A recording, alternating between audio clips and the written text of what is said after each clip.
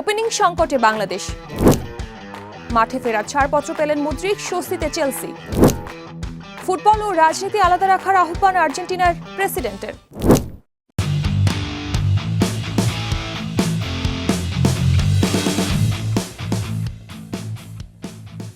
দর্শক, স্বাগত জানাচ্ছি কালের কণ্ঠের স্পোর্টস বুলেটিনে। আপনাদের সাথে আছে আমি শার্লিন সুমি। সব আয়োজন ও খবর নিয়ে শুরু করছি আজকের পর্ব।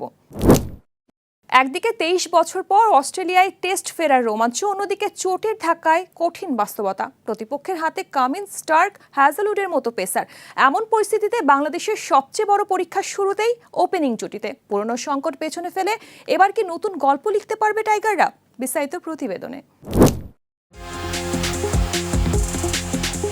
23 বছর পর অস্ট্রেলিয়া মাটিতে আবারও টেস্ট খেলতে নামবে বাংলাদেশ। এমন একটি সফরকে ঘিরে স্বাভাবিকভাবেই স্বপ্ন থাকবে বড় কিছু করার, কিন্তু বিমানে ওঠার আগেই সেই স্বপ্নে ধাক্কা দিয়েছে চোট। লিটন দাস নেই, শরীফুল ইসলামও নেই, পুরো সিরিজ থেকে ছিটকে গেছে নাহিদ রানাও। ফলে একদিকে যেমন বোলিং আক্রমণ নতুন করে সাজাতে হচ্ছে, তেমনি ব্যাটিংয়েও তৈরি হয়েছে শূন্যতা। তবে সব হিসাব নিকাশের মাঝেও সবচেয়ে বড় দুশ্চিন্তার জায়গা হয়ে উঠেছে ওপেনিং জুটি। কারণ নতুন বল সামলানোর দায়িত্ব যাদের কাঁধে, তাদের নিয়ে সবচেয়ে বেশি অনিশ্চয়তা। দলে আছেন সাদমান ইসলাম, টেস্টে মাত্র একটি ম্যাচ খেলা তানজিদ হাসান এবং 5 বছর পর সাদা পোশাকে ফেরা সৌম্য সরকার। অভিজ্ঞতা, সামর্থ্য আর সম্ভাবনা মিশেলে এই তিনজনের ওপরে বাজি ধরছে টিম ম্যানেজমেন্ট। কিন্তু অস্ট্রেলিয়া কন্ডিশনের সম্ভাবনার চেয়ে বাস্তবতায় বেশি কঠিন। বাংলাদেশে ওপেনিং সংকট অবশ্য নতুন কিছু নয়। তামিম ইকবালের বিদায়ের পর একের পর এক ব্যাটসম্যান সুযোগ পেয়েছেন, কিন্তু কেউই দীর্ঘ সময় নিজের জায়গা ধরে রাখতে পারেননি। কখনো জাকির হাসান, কখনো মাহমুদুল হাসান, আবার কখনো এনামুল হক। প্রত্যেকেই শুরুটা আশাব্যঞ্জক করলেও ধারাবাহিকতা ধরে রাখতে ব্যর্থ হয়েছেন। পরিসংখ্যানও সেই গল্পই বলে। ওয়ার্ল্ড টেস্ট চ্যাম্পিয়নশিপে বাংলাদেশের কোনো ওপেনার প্রায় 4 বছর ধরে সেঞ্চুরি দেখা পাননি। এমনকি উদ্বোধনী জুটির গড় রানও অংশগ্রহণকারী দলগুলোর মধ্যে সবচেয়ে কম। এই বাস্তবতায় নির্বাচকদের সামনে খুব বেশি বিকল্প ছিল না, তাই ঘরোয়া ক্রিকেটের পারফরমেন্স, অতীত অভিজ্ঞতা এবং সম্ভাবনাকে গুরুত্ব দিয়ে করা হয়েছে ওপেনিং পরিকল্পনা। তানজিদের আক্রমণাত্মক মানসিকতা, সৌম্যর বিদেশের কন্ডিশনে খেলার অভিজ্ঞতা আর সাদমানের ধৈর্য, এই 3 বৈশিষ্ট্যই এখন বাংলাদেশের ভরসা। তবে সামনে অপেক্ষা করছে আরো কঠিন পরীক্ষা। নতুন বল হাতে থাকবেন প্যাট কামিন্স, মিচেল স্টার্ক ও জশ হ্যাজেলউড। বিশ্বের অন্যতম ভয়ঙ্কর এই পেস আক্রমণের বিপক্ষে প্রথম 1 ঘন্টা টিকে থাকাই হতে পারে পুরো ইনিংসের ভাগ্য নির্ধারণের মুহূর্ত। বাংলাদেশ অধিনায়ক নাজমুল হোসেনও মনে করেন, ওপেনিং ব্যাটিং ক্রিকেটের সবচেয়ে কঠিন দায়িত্বগুলোর একটি। কখনো নতুন বল, কখনো অতিরিক্ত সুইং, কখনো আবার বাউন্স। প্রতিটি ইনিংসেই ওপেনারদের জন্য আলাদা পরীক্ষা। তাই সমালোচনার পাশাপাশি এই অবস্থানে কঠিন বাস্তবতাও বিবেচনায় নেওয়া উচিত বলে মনে করেন তিনি। অস্ট্রেলিয়া সফরে বাংলাদেশের সাফল্য অনেকটাই নির্ভর করবে প্রথম জুটির ওপর। কারণ ওপেনাররা যদি নতুন বলে ঝড় সামলে একটি শক্ত ভিত গড়ে দিতে পারেন, তাহলে ম্যাচের লড়াই করার সুযোগ তৈরি হবে। আর যদি শুরুতে ব্যাটিং ভেঙে পড়ে, তাহলে অস্ট্রেলিয়া মাটিতে আরেকটি কঠিন সিরিজ বাংলাদেশের জন্য অপেক্ষা করবে। তাই পুরো দলের চোখ এখন শুধু একটি জায়গায়, ওপেনিং জুটি কি এবার বদলে দিতে পারবে পুরনো গল্প? জুবাইর হোসেন বাপ্পি, কালের কণ্ঠ। দীর্ঘ অপেক্ষা, বিতর্ক আর অনিশ্চয়তার পর অবশেষে স্বস্তির হাসি মিখাইলো মুদ্রিকের মুখে। ডোপিং ইস্যুতে থমকে যাওয়া ক্যারিয়ার আবারও গতি পাচ্ছে। এফএ, ওয়াডা ও ফুটবলের মধ্যে সমঝোতার ফলে শেষ হয়েছে সব শৃঙ্খলাজনিত প্রক্রিয়া। মিলছে মাঠে ফেরার অনুমতি। নিজের নির্দোষ দাবিতে অটল মুদ্রিককে নতুন করে প্রস্তুত করছে চেলসি। বিস্তারিত প্রতিবেদনে।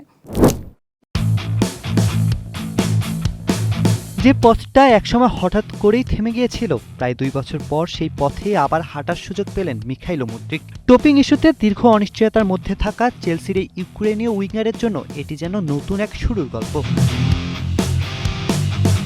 ইংলিশ ফুটবল অ্যাসোসিয়েশন, বিশ্ব ডোপিং বিরোধী সংস্থা এবং মুদ্রিকের মধ্যে হওয়া সমঝোতার পর শেষ হয়েছে তার বিরুদ্ধে চলা শৃঙ্খলাজনিত প্রক্রিয়া।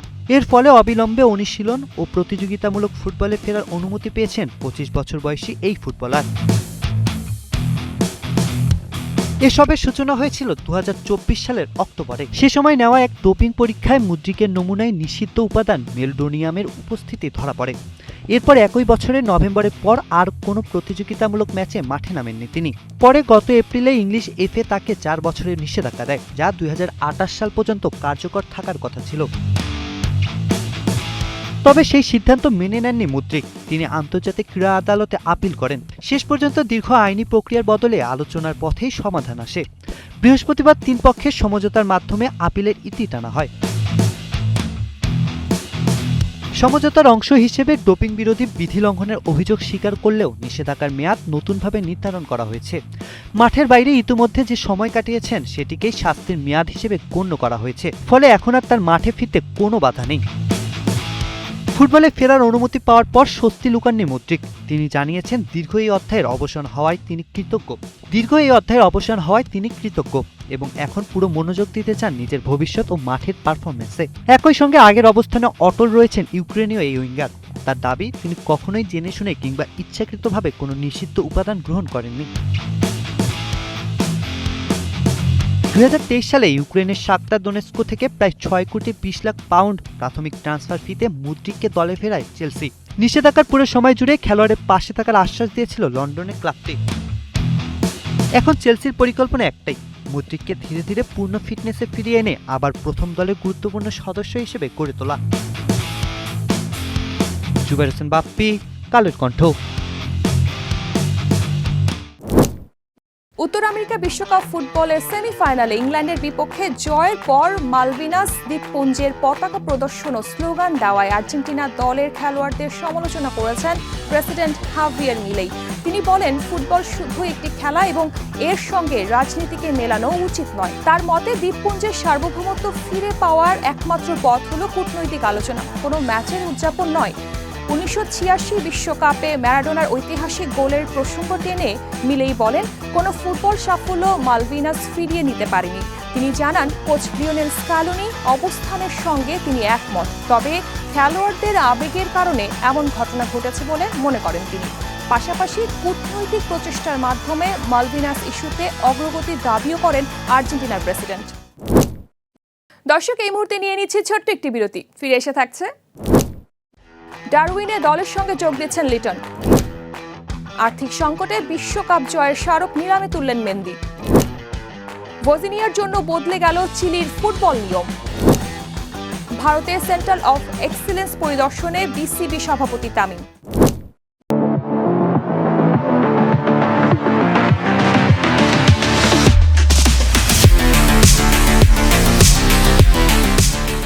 দর্শক, বিরতির পর আবারও স্বাগত জানাচ্ছি স্পোর্টস বুলেটিনে, সাথে আছে আমি শার্লিন।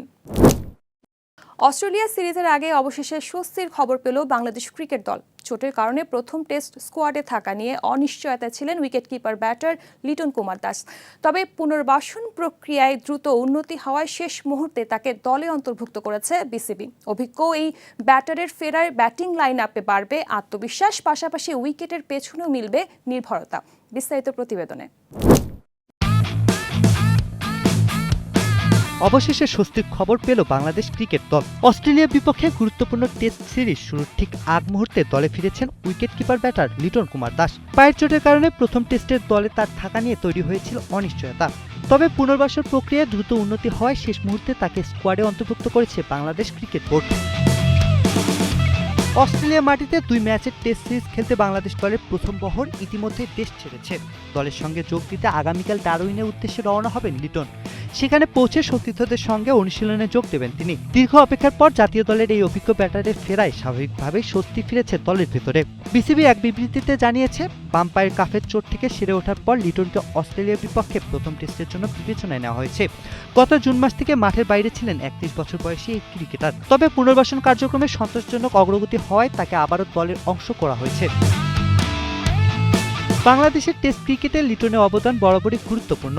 এখন পর্যন্ত 54টি টেস্ট ম্যাচে 94 ইনিংসে ব্যাট করে তিনি সংগ্রহ করেছেন 3356 রান। 141 রানের সর্বোচ্চ ইনিংস সহ তার ব্যাটিং গড় 36.47। টেস্ট ক্রিকেটে তার ঝুলিতে রয়েছে 6টি শতক ও 20টি অর্ধশতক। 5571 বল মোকাবিলা করে 60.24 স্ট্রাইক রেটে রান করেছেন এই মারকুটে ব্যাটার। পাশাপাশি উইকেটের পেছনেও রয়েছে তার অবদান। 119টি ক্যাচ ও 17টি স্ট্যাম্পিং করেছেন তিনি। অস্ট্রেলিয়ার বিপক্ষে আসন্ন সিরিজে লিটনের উপস্থিতি শুধু ব্যাটিং শক্তিই বাড়াবে না, দলের অভিজ্ঞতাও বাড়াবে। কঠিন কন্ডিশনে তার ধৈর্য, উইকেট কিপিং দক্ষতা এবং চাপ সামলানোর ক্ষমতা বাংলাদেশের জন্য হতে পারে বড় অস্ত্র। জুবায়ের হোসেন বাপ্পি, কালের কণ্ঠ। আর্থিক চাপ সামলাতে 2018 বিশ্বকাপ জয়ী ফ্রান্স দলের ডিফেন্ডার বেনজামিন মেন্দি বিশ্বকাপের আনুষ্ঠানিক রেপ্লিকা ট্রফি নিলামে বিক্রি করেছেন। যুক্তরাষ্ট্রের নিলাম প্রতিষ্ঠান গোল্ডিনের আয়োজনে স্মারকটি $৬২,২০০ বিক্রি হয়, যা বাংলাদেশি মুদ্রায় প্রায় ৭৭ লাখ টাকা। এটি ফিফার মূল ট্রফি নয়, বরং বিশ্বকাপ জয়ী দলের সদস্য হিসেবে পাওয়া 15 ইঞ্চি উচ্চতার রেপ্লিকা। মেন্দির স্বাক্ষর করা সত্যতা সনদ সহ স্মারকটি বিক্রি করা হয়েছে। আর্থিক সংকটের কারণে তিনি এটি বিক্রি করেছেন বলে জানা গেছে।